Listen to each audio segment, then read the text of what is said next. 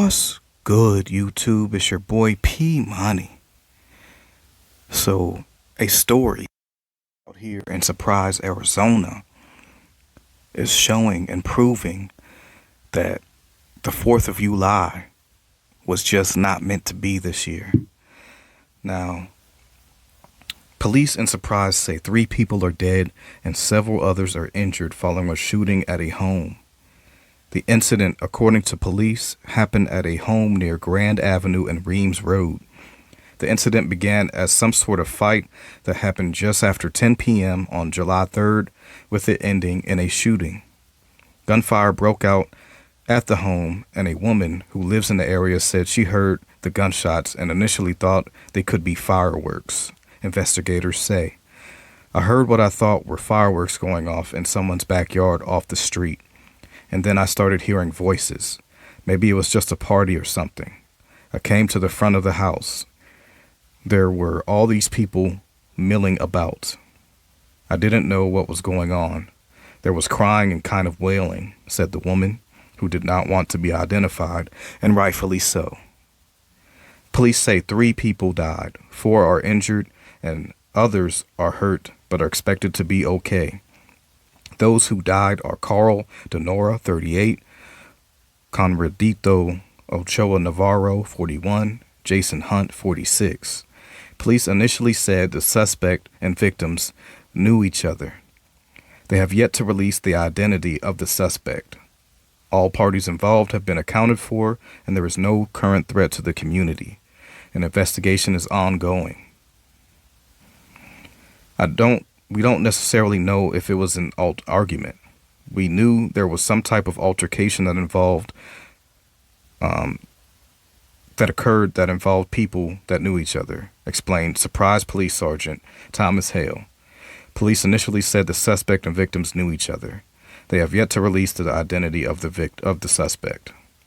Meanwhile, neighbors are wondering how this transpired in what they call a peaceful neighborhood. Surprised to see this in our neighborhood, a resident said. It's ridiculous. These are 2 of the victims right here. I guess they have GoFundMes already out for them. And in this video right here is somebody's Ring doorbell. It basically caught all of the shots. And from what I heard from this video, there were 7 shots fired from this suspect, who's not to be named, of course, because it really makes me wonder, like they haven't released any information about the suspect whatsoever. If it's a male, a female, I'm assuming it's a male, but it's very telling, you know what I'm saying? Because if this were a black man or a black woman that did this mass killing, their information would be out there. Their rap sheet would be out there, you know? But yet and still, this person who did this to these victims, the identity is not yet released. And it makes me really wonder what's going on here, you know? With the mass killing over in Highland Park, they released that. Bobby Cremo or Robert Cremo III, they released his info, you know? So it makes me wonder about this one. And once again, when it comes to Arizona media, they're always very vague about what happened. You know what I'm saying? Clearly there was a fight that went on. People were drinking, obviously. People were probably doing things with illicit drugs at this party, because that happens quite often here, you know, in Arizona. I mean, there's so many cases of fentanyl getting pulled over, you know what I'm saying? I know that stuff is very rampant in Phoenix area, you know, which Suprise is a part of Maricopa County. It's a community that has almost 150,000 people that live in that area, you know, so it's a pretty affluent area of Maricopa County, you know. So it leaves me wondering a lot about what's happening. We seen our brother Jalen Walker get filled with over 60 bullets from 8 cops, you know.